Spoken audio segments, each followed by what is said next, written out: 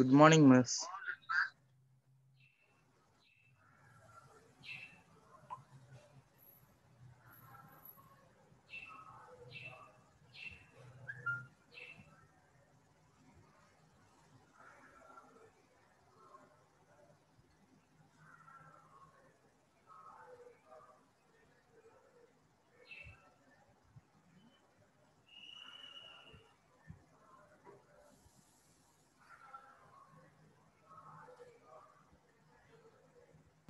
Good morning, Good miss. morning.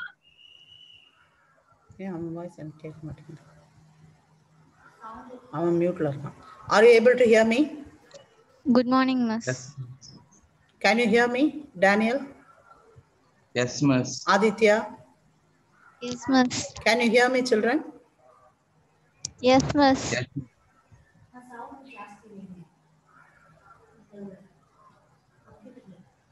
எங்க போய் வைக்க உங்க ஸ்பீக்கர் இது மியூட்ல இருக்கு. Hello, good morning. good morning, miss. You are able to hear me, no? Okay. Yes, miss.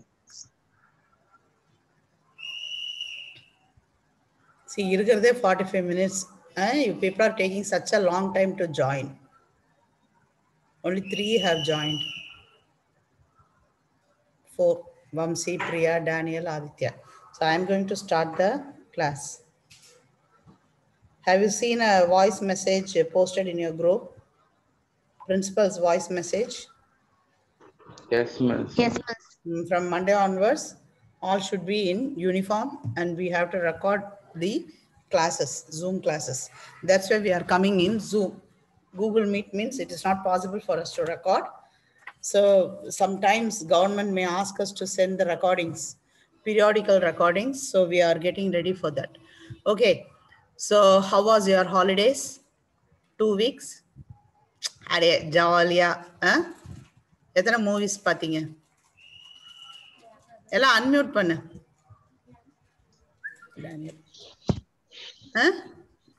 Unmute பண்ணு. எல்லாம் எத்தனை படம் பார்த்தீங்க? அதான் போடுறேன் சன் டிவியில் காலையிலேருந்து 4 படம். அது இல்லாமல் இருக்கவே இருக்கு. என்ன இருக்கு? நெட்ஃப்ளிக்ஸ் இருக்கு, ப்ரைம் இருக்கு. ஓகே, சரி. Holidays you enjoy, no problem. So now the schools have reopened. Online platform தான் வழி இல்லை. I think it will go like this for 1 more month. But schools will reopen in July, most positively. இப்போவே நமக்கு ஒன்றும் தெரியாது. School திறந்தாலாவது ஏதாவது தெரியும். ஓகேயா? ஸோ இந்த ஒரு மாசத்தை கொஞ்சம் ஒரு நாளைக்கு ஒரே 2 கிளாஸ் தான். அந்த 2 கிளாஸை ப்ராப்பராக யூஸ் பண்ணுங்க. Do justice to yourself. You are not very small children, isn't it? LKG UKG கிடையாது. எல்லாமே அடுத்தவங்க ஃபீட் பண்ணுறதுக்கு. உனக்கே சிந்திக்கக்கூடிய சக்தி இருக்கு. எதுக்காக சொல்கிறாங்க? வெறும் passing exam is not a matter. Gaining knowledge is very important. ஒரு இதுக்கு வரோம் படிக்கிறோன்னா ஒரு பேசிக் நாலேஜ் இருக்கணும். அப்போ தான் உன் ஃப்யூச்சர் நல்லாயிருக்கும். If you are going for என்ன சொல்கிறான், 12th எக்ஸாம் இல்லைன்னு கொண்டு வந்தால் கூட admission to degree classes will be done through entrance டெஸ்ட்டுங்கிறான். அந்த என்ட்ரன்ஸ் டெஸ்ட் பாஸ் ஆகணும்ல, அங்கேயும் யாரும் ஒன்றும் சொல்லி தர மாட்டாங்க, நீ தான் எழுதணும். ஸோ ஒரு பேசிக் நாலேஜ் இல்லாமல் how will you come out of that? So அதை நீ தான் டெவலப் பண்ணிக்கணும். யூடியூப்பில் போய் அடுத்தவன் வீட்டு கதையை பார்க்குறதுல தப்பு கிடையாது. ஒரு நாளைக்கு 80% of your time if you are spending to know the stories of other heroes, heroines and other matters, 20% of the time you spend search for videos. So many biology students-க்கு வீடியோஸுக்கு அளவே இல்லை. நீட் இருக்கிறனால நீட்டுக்காக so many beautiful videos are available for each and every topic in your book. இதே தான் CBSE டாபிக்ஸும் நம்ம டாபிக்ஸும் 100% same தான். So நீங்களாவே எடுத்து பார்த்து, if you have any doubt in understanding those concepts, I am here, you can ask me.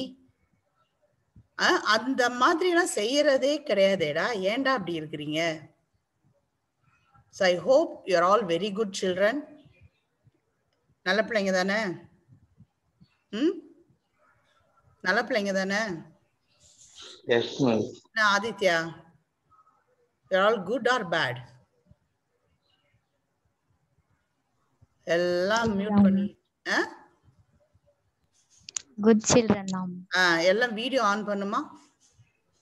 அப்பதான் recording மூஞ்சி தெரியும். Come in video for a while.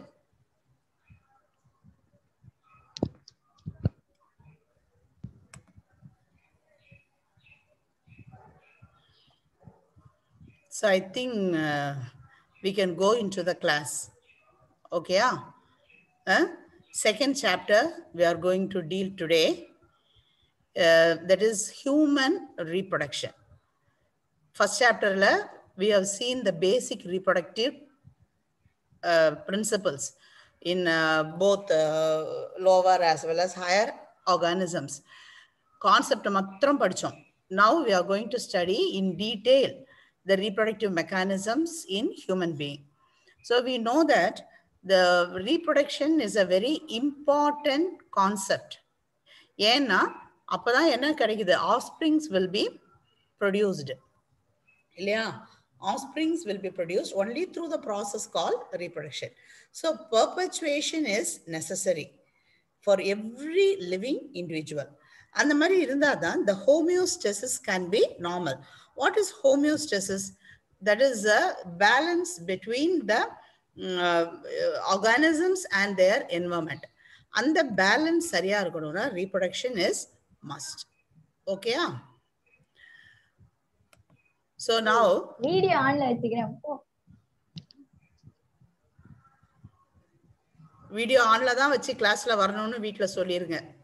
Tell your parents and others not to disturb you for a while when you are in the class. Video will be on here afterwards. Okay? Check. So now I am going to share the screen. Your textbook only I am going to share. Morning I have sent 2 videos. யாராவது ஒரு glance ஆவது open பண்ணி பாத்தியா? Yes, miss. It's a very informative one. அதுதான் இப்போ நம்ம explain பண்ண போறோம் with the help of your textbook. So now I will be sharing the screen with your textbook. Okay? Can you see my screen? Yes, Yes, miss. Okay. அதுல வந்து the first paragraph introduction I have already given to you. That is why there must be reproduction.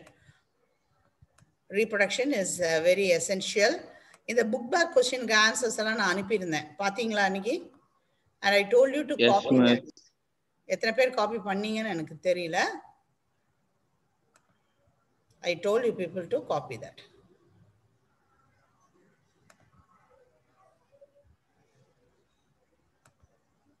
Okay. இப்போ textbookல எடுத்தோம்னா first paragraph they are telling only why there must be reproduction. So the reason what they are telling is, first thing as I told you, it is for the purpose of homeostasis. Can you see here what I have highlighted? So homeostasis இருந்தாதான் survival of the individuals will be possible. ஒரு particular generation reproduce பண்ணாம இருந்தால் what will happen? The number of individuals in the environment will become less. You know that now China government is telling every couple to have how many children? நியூஸ்லாம் பார்க்கறது உண்டா? எத்தனை குழந்தை பெத்துக்க சொல்றாங்க China government?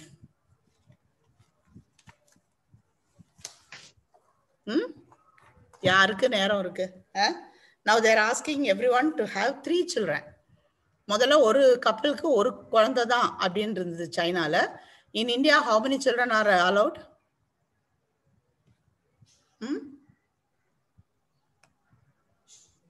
ஒன்றுக்கும் பதிலே வராது. எல்லாம் அன்மியூட் பண்ணிட்டு கிளாஸ்ல உட்காரு. Vamsi, Krishna, Daniel, all come in video. You should be in video till the class gets over. All those who have joined, come in videos. Okay. அப்ப நான் கேட்குற கேள்விக்கு பதில் வரணும் எனக்கு. அதனால தான் அன்மியூட் பண்ணி உட்கார சொல்லியிருக்கிறேன். So India, there is 2 children. ஏன் இப்போ suddenly China government is telling like that? Because the population of the middle aged persons are very less there.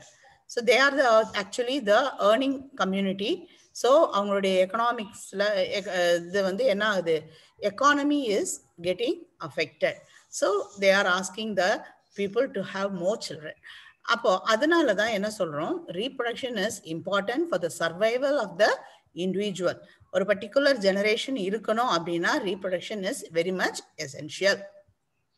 Next அதுல வந்து இப்போ இந்த ரீப்ரொடக்ஷன் இதுல மெயினா நிறைய ஃபங்க்ஷன்ஸ் இருக்கு. That is first thing, when a reproduction has to take place, first thing we need certain gametes. Human being எடுத்துட்டோம்னா it is a sexual reproduction தான் இன் ஹியூமன் பீயிங்ல. அப்போ gamete formation is important. There are 2 gametes, sperms and ova. Second thing, to transport and sustain these gametes. So gametes are formed. Second thing, the formed gametes has to be transported to the place where they can develop. Then third, the developing gamete should be nurtured. Nurtured na, food has to be supplied so that the offspring can develop properly. And fourth is to produce hormones. Hormones are very essential to keep the medium of development. Particular hormone irundhadan certain development will take place. So these are the functions of the reproductive system. 4 functions: produce gametes, namely sperm and ova, then to transport and sustain these gametes, nurture the developing offspring, and to produce the hormone. So this can be asked for 2 marks as well as for 3 marks. Mark பண்ணிக்கோ. Then சில events நடக்கும். இப்போ நம்ம பிளான்ல படிச்சோம் இல்லையா, plan ரீப்ரொடக்ஷன்ல we have seen what are the different events that are taking place. Production of pollen grains, germination of pollen grains, அப்படி பல ஈவெண்ட்ஸ் பார்த்தோம் அங்க. அதே மாதிரி இங்கேயும் the major certain reproductive events takes place. Okay, so என்னென்ன events அப்படின்னு பார்த்தோம்னா, number 1, gametogenesis. That you know very well. Gametogenesis na என்ன? Any one of you tell? Mic இது பண்ணிட்டு வந்து சொல்லு எனக்கு. Gametogenesis na என்ன? Formation of, டேய் இன்டராக்ட் பண்ணுங்கடா, அப்பதான்டா கிளாஸ் மாதிரி இருக்கும்.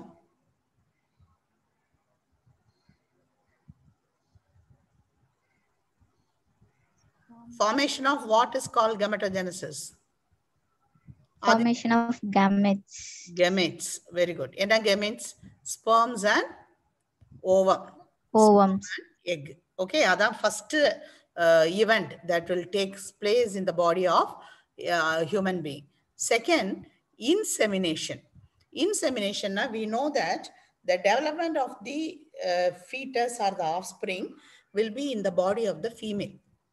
And site of fertilization எங்க தான்? Female bodyல தான். அதனால அப்ப என்ன பண்ணணும், மேலுடைய பாடியில இருக்கிற the gamete. What is the gamete in the male? Sperm. It has to be transported into the body of the female. This process is called insemination. So first thing, gametogenesis. Second, insemination. Third, fertilization. So once the sperm is transported into the body of the female, now the sperm will meet the egg. Egg will be present in the body of the female itself. So on the female egg kuda in the transport panna sperm will join. அது join சொல்லக்கூடாது, fuse ஆகும். So the nucleus will completely mix with the nucleus of the female. This process is called fertilization. So once fertilization is over, we get a new nucleus which will be diploid. Gametes எல்லாம் எப்படி இருக்கும்? ஹாப்ளாய்டா இருக்கும். Sperm ஹாப்ளாய்டா இருக்கும், எக்கும் ஹாப்ளாய்டா இருக்கும். ஹாப்ளாய்ட்னா என்னன்னு தெரியும்ல? Half the number of chromosomes. If a human body is having 46 chromosomes, கெமீட்ஸ்ல எத்தனை chromosome தான் இருக்கும்? 23 தான் இருக்கும். ஸோ எக்ல 23 இருக்கும், ஸ்பெர்ம்ல 23 இருக்கும். After fertilisation, the product of fertilization called the zygote, it will have 46 chromosome. Got it? So spermatogenesis, gametogenesis, அதாவது ஜெனரலா சொன்னா gametogenesis நடக்கும்போது மியோசிஸ் நடந்து கெமிட்ஸ் எல்லாம் ஹாப்ளாய்டா மாறும். ஃபர்டிலைசேஷன் நடக்கிறனால ஹாப்ளாய்ட் கெமிட்ஸ் திரும்ப என்னவா மாறும்? டிப்ளாய்ட் சைகோட்டா மாறும். இந்த கான்செப்ட் கிளியரா இருக்கணும் மைண்ட்ல. Okay, after that, so now zygote is formed. The diploid zygote will now undergo என்ன process undergo பண்ணுது? Cleavage. What is called cleavage? அப்படின்னா zygote repeated mitotic division நடக்கும் zygoteல. So because of the repeated mitotic division, zygote will be converted into a structure with multiple cells. இந்த ஸ்ட்ரக்சருக்கு பேரு blastocyst. So remember, zygote will be converted to blastocyst through rapid mitotic divisions. One வேர்ட்ல கேட்கலாம். அதுக்கப்புறம் அடுத்த process என்ன நடக்குதுன்னா, இந்த blastocyst இருக்கு இல்லையா, நிறைய செல்ஸோட இருக்கிற ஒரு ball like structure, this will be implanted in the portion where they are going to develop. So எங்க ஒரு ஹியூமன் பீயிங்ல கரு வந்து எங்க டெவலப் ஆகும்? Inside the uterus. So the blastocyst moves to the uterus and attaches itself in the uterine wall. This process is called implantation. Then next process, placentation. இங்க என்ன நடக்கும்னா, formation of Suman. இந்த சுமன் எதுக்கு சும்மா சும்மா வெளியே போயிட்டு வரான்? Placentation, formation of placenta, which is the intimate connection between fetus and uterine wall of the mother for the exchange of nutrients. அதாவது இந்த பிளாஸ்டோசிஸ்ட் வளரணும்னா அதுக்கு ஃபுட்டு தேவை. ஸோ அந்த ஃபுட்டை சப்ளை பண்ணுறதுக்காக ஒரு specialised tissue is formed in the uterus, which will connect the developing foetus with the mother. So that particular tissue is called the placental tissue. So and the formation of the placenta க்கு பேர் தான் placentation. Okay, next thing, gastrulation. இப்போ என்னது? The blastocyst is attached to the uterine wall and it takes the food through the placenta and it start growing. இது grow ஆக ஆக இந்த blastocyst-ங்கிற single ball like structure இப்போ என்ன ஆகுது? சில walls எல்லாம் அதுல ஃபார்ம் ஆகுது. germ layers are formed, and because of the formation of the germ layers, the shape changes, and now you call that blastocyst as a gastrula. The conversion of blastocyst into a gastrula is what is called as gastrulation. So now in the gastrula there will be 3 primary germ layers. Can any one of you tell the names of the germ layers? இது படிச்சிருக்கிறோம், போன வருஷம் நம்ம படிச்சிருக்கிறோம். Vertebrates உடைய characters படிக்கும்போது இவன் எதுக்குடா அந்த சுமன் போயிட்டு போயிட்டு வரான் நம்ம படிச்சிருக்கோம் போன வருஷம். Germ layers name, characters of vertebrata படிக்கும்போது படிச்சிருக்கோம். யாருக்காவது ஒருத்தருக்கு ஒரு ஜெர்ம் லேயரா சொல்ல தெரியுதான்னு பார்ப்போம். ஸ்ருதி, பிரியங்கா, யா தேர்? நோ, ஒரு ஜெர்ம் லேயராது சொல்லு. அது இல்லாம முதல் கிளாசிபிகேஷன்ல வேற படிச்சிருக்கீங்க இல்லையா, ட்ரிப்ளோபிளாஸ்டிக் அனிமல்ஸ் அப்படின்னு படிக்கிறீங்க இல்லையா, அதுல கூட படிச்சிருப்பீங்க ஜெர்ம் லேயர்ஸ் என்னெல்லாம். என்னெல்லாம்?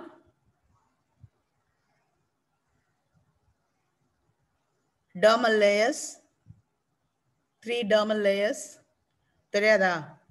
ஸோ இன்னைக்கு எல்லாருக்கும் 5 times imposition. ஞாபகம் வச்சுக்கோ. The germ layers that are found around the gastrula. You know that, but you are not able to tell. படிச்சாதானே சொல்ல முடியும். என்னன்னா germ layers? மிஸ் ரீனாக்கு கிளாஸ் உள்ள வர மாட்டேங்குதா மிஸ்? அழுறா மிஸ். என்னது? கிளாஸ்க்குள்ள ஜாயின் பண்ண முடியலையா மிஸ்? சுத்திட்டே இருக்கா மிஸ். ஏன் முடியல? தெரியல. நெட் சரியா இருக்காது. அதுக்கு நான் என்னடா பண்ண முடியும்? She has to keep her internet properly. ஒரு 2 GB டேட்டா டெய்லி இருக்கிற பேக்கேஜ் அது போடணும்.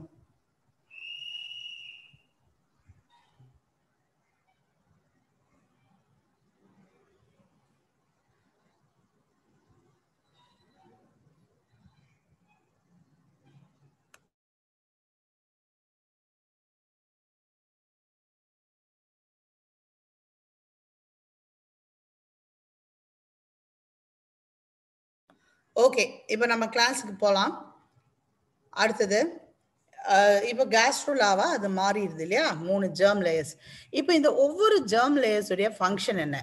They are determine to produce certain organs in the developing fetus. They are determined to produce certain organs in the developing fetus. அது இதுக்கு பேரு தான் ஆர்கனோஜெனசிஸ். Like என்னெல்லாம் இருக்கும், ஸ்பெசிஃபிக் டிஷ்யூஸ், ஆர்கன் சிஸ்டம், இதெல்லாம் எங்கேருந்து ஃபார்ம் ஆகும்? இந்த ஜெர்ம் லேயர்ஸ்ல இருந்து தான், இன்க்ளூடிங் த வெர்டிபிரல் காலம். ஓகே, அடுத்தது இதெல்லாம் டெவலப் ஆனதுக்கு அப்புறமா கடைசியில் once the child has developed all the necessary organs, next thing, it has to be ejected out of the uterus. So that is called the delivery, process of delivery, expulsion of the fetus from the mother's womb. அதுக்கு நம்ம scientific-ஆ the term is parturition. புரியுதா? அப்ப மொத்தம் எத்தனை process இருக்கு? எத்தனை process, எத்தனை ஸ்டெப்ஸ்டா, என்னெல்லாம் ஈவென்ட்ஸ்டா? 9 events. So இது வந்து கண்டிப்பா they will ask for a 5 mark question. You should be able to explain what are the various events in a sexual reproduction or in the reproduction of human being. அப்படின்னு கேட்டா இந்த 9 events அழகா எழுதி இது இந்த அளவு எக்ஸ்பிளைன் பண்ணாலே போதும். இது 2 லைன்ஸ்ல எக்ஸ்பிளைன் பண்ணிட்டு முடிக்கணும். ஓகே, இப்போ இந்த இவ்வளோ ஈவெண்ட்ஸ் நடக்குது. இந்த ஈவெண்ட்ஸுக்கு பல organs, the reproductive organs, along with the reproductive organs, certain other organs are also helping. Some accessory reproductive organs are there, they are also helping. So மெயினா யார் reproductive organ அப்படின்னு நம்ம சொல்றது யாரை சொல்லுவோம்? ஃபீமேல்ல which is called the reproductive organ?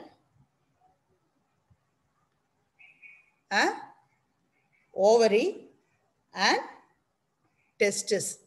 Female la ovary, male la testis is the reproductive organ. Along with these reproductive organ, இந்த pituitary gland க்கு ரொம்ப important function இருக்கு இந்த to control the process of reproduction, because it is the pituitary gland which will be producing hormones that are necessary for the production of secondary sexual characters ல இருந்து. Secondary sexual characters வந்தாதான் அந்த individual வந்து என்னவா இருப்பாங்க? Fertile for reproduction. So அந்த growth ஈவென்ட்ல இருந்து த பிட்யூட்டரி கிளாண்டுடைய hormones. Can any one know the names of hormones? Pituitary கிளாண்டுடைய ஹார்மோன் ஈஸ்ட்ரஜன், ப்ரொஜெஸ்ட்ரான், ஆண்ட்ரஜன், கேள்விப்பட்டிருக்கீங்களா? ஸோ அந்த மாதிரி இருக்கும். So the accessory organs help in the transport. அது எதுக்காக ஹெல்ப் பண்ணுதுன்னா இந்த இதெல்லாம் கெமிட்ஸ் ஃபார்ம் பண்ணதுக்கு அப்புறம் அதோடைய டிரான்ஸ்போர்ட் அந்த மாதிரி இதுக்கெல்லாம் இந்த accessory organs are helping. Now you see the picture what I have kept on the screen. This is the male reproductive organ. இந்த மேல் ரீப்ரடக்டிவ் ஆர்கன்ல என்னெல்லாம் சேர்ந்து நம்ம மேல் ரீப்ரடக்டிவ் ஆர்கன் அப்படின்னு சொல்றோம்னா, pair of testis, along with that there are some duct, DUCT, accessory duct, glands are there, external genitalia are there. So என்னெல்லாம் இருக்கு? Pair of testis, accessory duct, glands, external genitalia. இந்த external ஜெனிட்டிலியாங்கிறது என்னன்னா, it is the opening of the particular reproductive structure to the exterior. Okay, இப்போ மேல் எடுத்துட்டோம்னா we know that pair of testis அப்படின்னா டெஸ்டிஸ்ங்கிறது என்ன? இப்போ இதுல நீங்க பாத்தீங்கன்னா I will be showing with the arrow mark here. Can you see the arrow here? So this oval structure is called the testis, Actually, the testis it is not naked. It is completely protected with a muscular sac mari. Or muscular sac mari structure kulla in the testis irukku. So and the muscular sac like structure ke peru dhaan scrotum. The yellow color linga irukku illaya, that is the muscular sac. So it is highly protected. And you know that in a male reproductive structure, the testis is kept outside the body. But in a female, ovary is seen inside the body. ஏன் அப்போ மேல மட்டும் இது அவுட்சைட்ல இப்படி ஹேங்கிங்கா இருக்கு அப்படின்னா, the reason is to produce the sperm, or we can say for the proper spermatogenesis to take place, it needs a temperature which is lower than our body temperature. இப்போ body temperature 35 degrees Celsius அப்படின்னா அதை விட ஒரு 2 or 3 degrees Celsius கம்மியா இருந்தாதான் என்ன process நடக்கும்? Spermatogenesis will takes place properly in the testis. அப்ப ஸ்பெர்ம் ப்ரொடியூஸ் ஆகணும்னா டெம்பரேச்சர் கம்மியா இருக்கணும். அந்த ஒரு கான்செப்டை மனசுல வச்சுட்டு தான் கடவுள் என்ன பண்ணியிருக்காரு? The testes are kept outside the body. Clear? And this is the reason that we can say testes as organs of thermoregulator. They are the organs of thermoregulator for spermatogenesis. அது உங்க புக்ல கொடுத்திருக்கு. I'll highlight it and show. See, thus இருக்கா? The scrotum, அதாவது அந்த கவரிங்கோட சேர்ந்து அது வெளியே இருக்கிறனால it acts as a scrotum, acts as a thermoregulator for the spermatogenesis. Okay, அதுக்கப்புறமா now we will go into the testis. Testis பார்த்தா is covered by என்ன இருக்கு? நிறைய ஒரு லேயர்ஸால கவர் பண்ணியிருக்கு. It is outermost fibrous layer testis சுத்தி. அதுக்கு பேரு tunica albuginea. என்னன்னு ப்ரொனவுன்ஸ் பண்ணுவோம்? tunica albuginea. அது எப்படி இருக்கும்னா, tunica உள் பக்கமா it is divided into many septa. Nearly 200 to 250 dissected lobules are there. ஒவ்வொரு lobule குள்ளையும் you can see highly coiled tubules. Tubules are the tube mari minute tubular structures which are kept inside the lobules, which are highly coiled. ஒவ்வொன்றுக்குள்ளேயும் எத்தனை இருக்கான்? 2 to 4 highly coiled tubules. And these tubules are called seminiferous tubule. This is very important part. Seminiferous tubule. In the seminiferous tubule will fill 80% of the space of the testis. And they are the main site of production of sperms. புரிஞ்சுதா? அப்போ where is the sperm produced in testis அப்படின்னு ஒரு question கேட்டா உங்க answer என்ன? It is in the seminiferous tubules. Okay, இப்போ seminiferous tubules பத்தி பார்ப்போம். அந்த seminiferous tubule குள்ள இருக்கிற அந்த highly coiled tubules, they have an external epithelium called the stratified epithelium. Actually, the stratified epithelium and the tissue is made of 2 different types of cells. ஒரு செல்லுக்கு பேரு Sertoli cell. அதுக்கு common name nursing cells or nurse cells. And ரெண்டாவது group of செல்லுக்கு பேரு spermatogonic cells or the male germ cell. அப்போ ஒரு seminiferous tubule உடைய அந்த stratified epithelium tissueல there are 2 types of cells. One is a Sertoli cell, other one is a spermatogonic cell.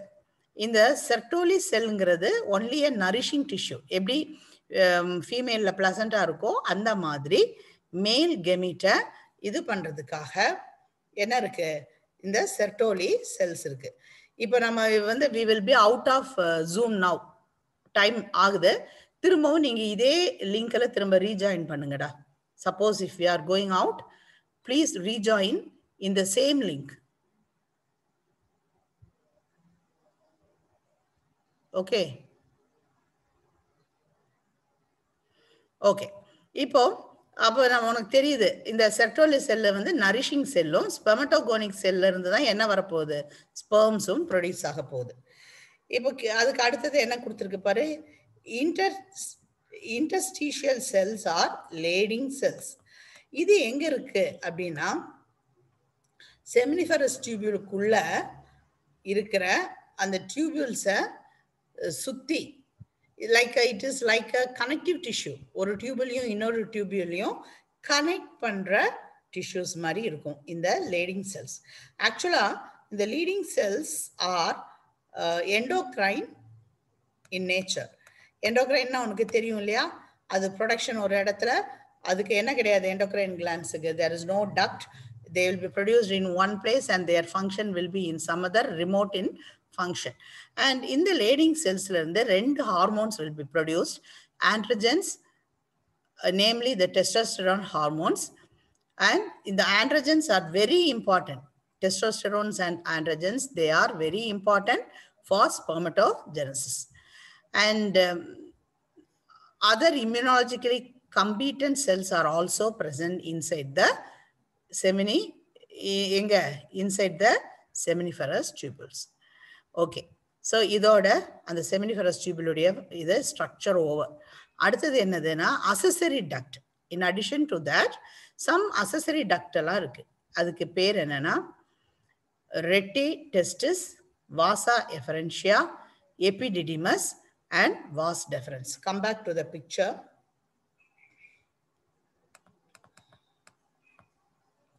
See, in addition to this, you have some structures like epididymis, in the tube, vas deferens. இதெல்லாம் additional structures which will be helping in reproduction. The seminiferous tubules of each lobule converge to form a tubulus rectus.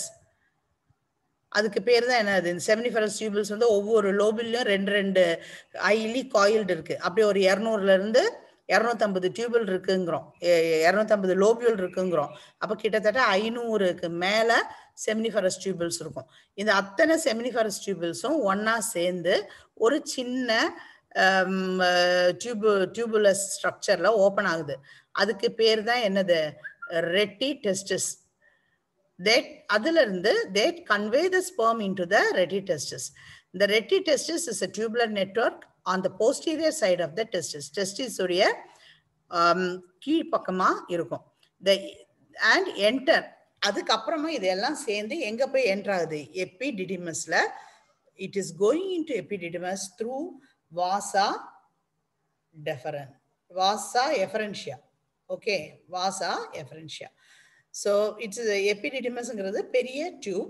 The vasa efferentia அப்படிங்கிறது small tube which collects from the numerous reti testis and convey the sperm finally into the epididymis. The epididymis function என்னன்னா, இந்த vasa efferentia இருந்து வர sperms it will be collecting and temporarily it will store the sperm inside. Spermatozoa sperms. So எது வரைக்கும் அது அதுல வச்சிட்டு இருக்கோம்னா until the spermatozoa undergo physical maturation. அப்ப physical maturation என்ன அர்த்தம் அப்படின்னா, they will be growing in size and also they retain motility. மொட்டிலிட்டினா என்னது, மூவ் பண்ணக்கூடிய கெப்பாசிட்டி, மூவிங் கெப்பாசிட்டி அந்த ஸ்பெர்ம்ஸுக்கு வர வரைக்கும் it will be kept inside the epididymis. Only motility இருந்தாதான் fertilization is possible. மொட்டைல் இல்லாத ஸ்பெர்ம்ஸ் எல்லாம் இன்ஃபர்டைல் ஸ்பெர்ம்ஸ் அப்படிம்பாங்க. நிறைய பேருக்கு குழந்தை இல்லை அப்படின்னு போனா they will test the sperms. அதில் பார்த்துட்டு இத்தனை பர்சன்டேஜ் ஃபர்டிலிட்டி மேலுக்கு இருக்கு அப்படிம்பாங்க. ஸோ எதை பேஸ் பண்ணி சொல்றாங்கன்னா, அந்த மொட்டைல் ஸ்பெர்ம்ஸை நிறையா இருந்தால் நிறைய பர்சன்டேஜ், மொட்டைல் ஸ்பெர்ம்ஸ் கம்மியாக இருந்தால் அது கம்மியாக இருக்குன்னு சொல்லி அதுக்கு they give medicine to increase the fertility. So அதுக்கப்புறமா என்ன ஆகும்னா once motility is retained there, the epididymis will go to vas deferens. முதல்ல நம்ம பார்த்தது vasa efferentia.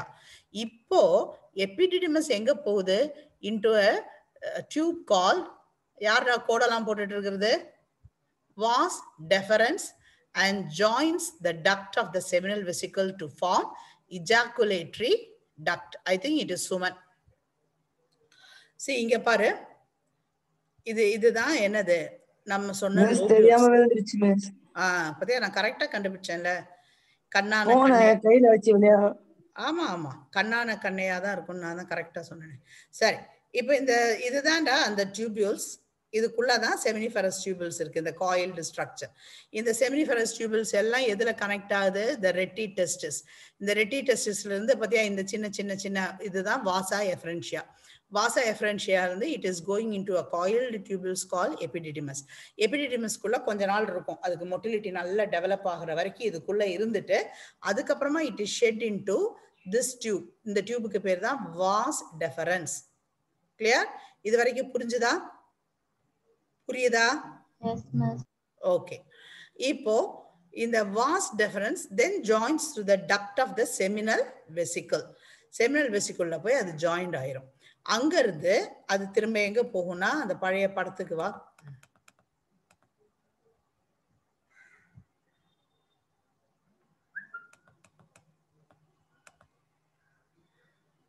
See, this is seminal vesicle. இந்த சின்ன ஸ்ட்ரக்சர். அதுல இருந்து ejaculatory ductக்கு போகும். இதான் ejaculatory duct. See, இது seminal vesicle பக்கத்துல ரெட் கலர்ல கொடுத்திருக்கு இல்லையா? That is the ejaculatory duct. அது வழியா போய் எது வழியா ejaculate ஆகும்? Through the penis. அதுதான் அதோடைய external genitalia is called the penis in male. So it will be ejaculated through the penis out. Okay. So இங்க வந்து male the urinary tract and the reproductive tract opens through a common opening. அது urethra வழியா தான் terminal portion of the male reproductive system and is used to convey both urine and the semen at different times. So it originates from the urinary bladder. அங்க வந்து urinary opening வந்து எங்க இருந்து வரும்? urinary bladderல இருந்து வரும். இது வந்து seminal vesicle இருந்து வரும். That is the difference. But outer external they open through the same opening in the penis. Okay, now we will see the function of the accessory glands of the male reproductive system. என்னலானா வெசிகுலேஸ் அப்படின்னு ஒரு enzyme, coagulating enzyme produce பண்ற ஒரு gland இருக்கு. இது எதுக்காகனா it increases the motility of the sperm.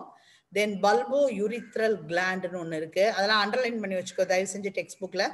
Highlighter கையில வச்சுக்கோங்க, இல்லைன்னா பென்சில் கையில வச்சுக்கோங்க. You underline that. So the bulbourethral gland இதெல்லாம் அண்டர்லைன் பண்ணு.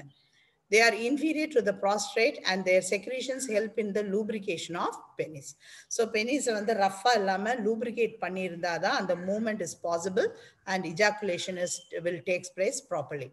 The prostate encircles the urethra and is just below the urinary bladder. Prostate gland உடைய function என்னன்னா it secretes underline this acidic fluid that contains citrate, several enzymes and prostate specific antigen. இது மூணு இருக்கும் இந்த secretion of the prostate. என்னலாம் இருக்கு? It is having a citrate, அப்புறம் என்ன இருக்கு? Several enzyme and a prostate specific antigen. And இது இந்த secretionக்கு பேர் தான் என்னது? Semen or seminal fluid. So it is a milky white fluid which contains அதுக்குள்ள வேற என்னமோ இருக்கும், ஸ்பெர்ம்ஸும் இருக்கும். along with that this secretion of these glands also will be there. இதெல்லாம் சேர்ந்து தான் we call them as semen. So what do the semen contain அப்படின்னு ஒரு question கேட்டா it's a milky white fluid which contains sperm and the sperm is seminal plasma. The seminal fluid acts as a transport medium for the sperm and it also provide அந்த மூவ்மெண்ட்ல டிரான்ஸ்போர்ட்டுக்கு டைம்ல ஸ்பெர்முக்கு தேவையான nutrients, அதுக்கு தேவையான